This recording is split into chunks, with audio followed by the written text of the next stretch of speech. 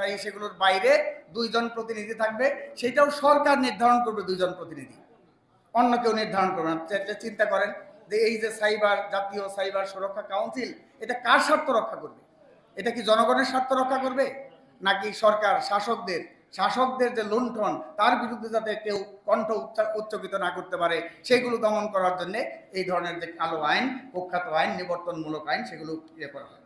এখানে প্রধান ভাই বলেছেন যে এখানে রাখা হয়েছে ধর্মীয় অনুভূতিতে আঘাত। এইটা কিন্তু বাস্তবে ডিফাইন করা দরকার যে ধর্মীয় অনুভূতিতে কি করলে আঘাত লাগে, এটা কিন্তু সুনির্দিষ্ট নাই। আপনার কাছে যেটা ধর্মীয় অনুভূতিতে আঘাত, আমার কাছে সেটা নাও হইতে পারে, আরেকজনের কাছে সেটা নাও হইতে পারে। তাহলে এইটার ডেফিনেশনটা কি কি কাজ করলে ধর্মীয় অনুভূতিতে আঘাত লাগবে? আর ধর্মীয় অনুভূতিটা এত যদি ঠুনকই হয়, তাহলে এই অনুভূতি তো এই আইন কানুন দিয়ে সেটা রক্ষা করা যাবে না। ধর্মবিশ্বাস মানুষের, ধর্মীয় অনুভূতি এত ঠুনকো বিষয় না। কিন্তু দেখেন, মানুষ ইতিহাস বলে যায়। আমরা এখানে দেখালো যে এই সরকারও গাছের গুড়াটা কেটে আগায় যদি পানি ডালেন তাহলে সেই গাছ বাঁচবে। প্রধান ভাই বলেছেন যে আমাদের এই জাতির ইতিহাস আছে, ব্রিটিশ বিরোধী সংগ্রাম, পাকিস্তানি প্রায় উপনিবেশিক শাসন বিরোধী সংগ্রাম, আমাদের যে মুক্তিযুদ্ধ, সেটা আমাদের জাতির গৌরব, সেটা হলো আমাদের এই জাতি চেতনার ভিত্তি, আমাদের বাংলাদেশের ভিত্তি। তার সেই মুক্তিযুদ্ধকে বাদ দিয়ে সেখানে বিতর্কিত করে মুছে ফেলে অন্য কিছু এই 24-এর গণ অভ্যুত্থান দিয়ে যারা এটাকে প্রতিস্থাপন করতে চায়, তারা বোকার স্বর্গে বাস করছে। বাস্তবে তারা 24-এর গণ অভ্যুত্থান দিয়ে মুক্তিযুদ্ধকে যারা বিতর্কিত করতে চায়, মুছে ফেলতে চায়, তারা বাস্তবে পাকিস্তানপন্থী। তারা পাকিস্তানে 71 সালে তারা যে পরাজিত হয়েছে, সেই পরাজয়ের যে গ্লানি, সেটা তারা মুছতে চায় এই 24-এর গণ অভ্যুত্থান দিয়ে। কিন্তু বাংলাদেশের জনগণ সেটা হতে দেবে না।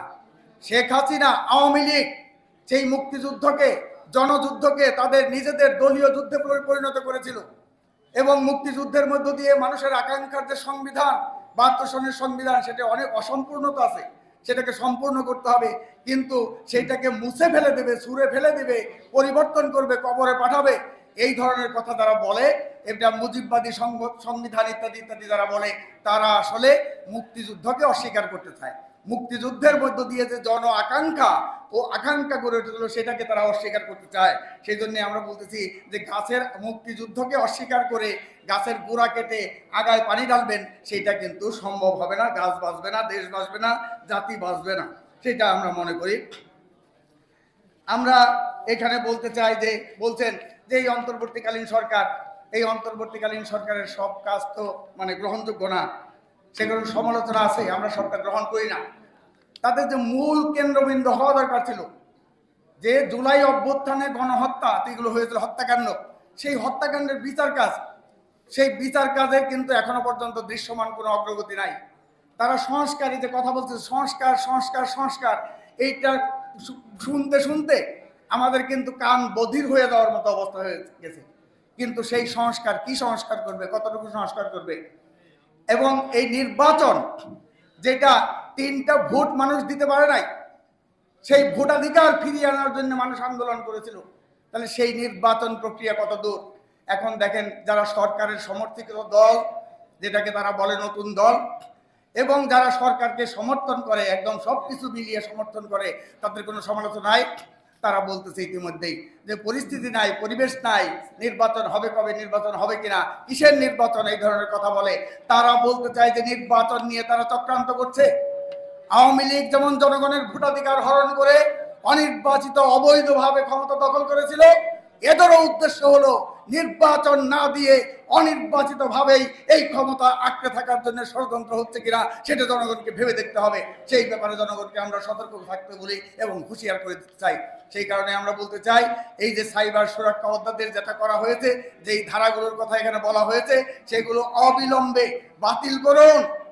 আমাদের তো দাবি ছিল এই অধ্যাদেশ বাতিল করা পুরোপুরি, cyber security act, digital security act, সেটা বাতিল করে নতুন করে সবার সাথে আলাপ আলোচনা করে একটা এই সাইবার সুরক্ষার জন্য আইন, সেই আইন সেটা প্রণয়ন করুন। সেটা করা হয় নাই।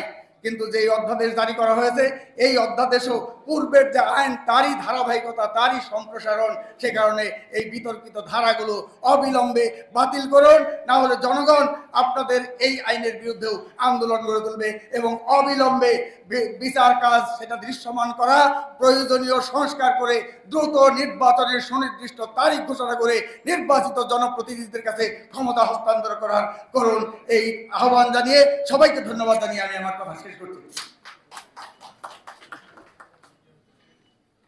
ধন্যবাদ ফিরোজ ভাই।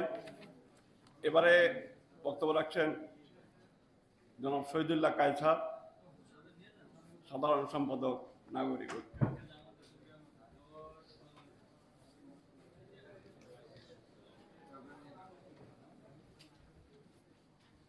আসসালামু আলাইকুম। আজকের সেমিনারের সম্মানিত সভাপতি, মঞ্চে উপবিষ্ট বিএনপি